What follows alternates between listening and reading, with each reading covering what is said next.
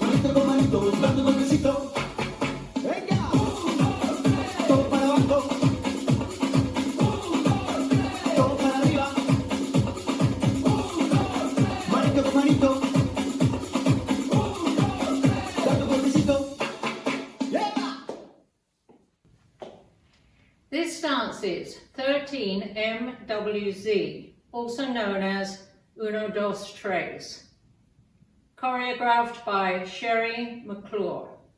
It's a 32 count 4-wall line dance, section 1 starting with the right foot, side rock recover, cross shuffle, side rock recover, cross shuffle. Section 2, point right to side together, point left to side together, right heel to right diagonal together, left toe to back to left diagonal, left kick forward step, kick forward step.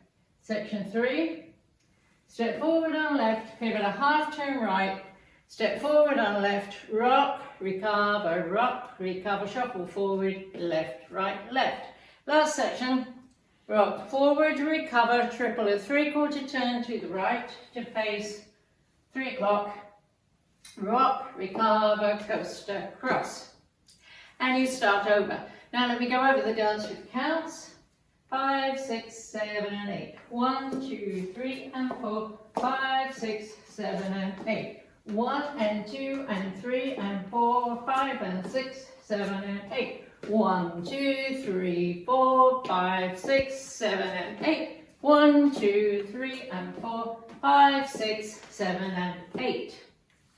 And that's the whole dance.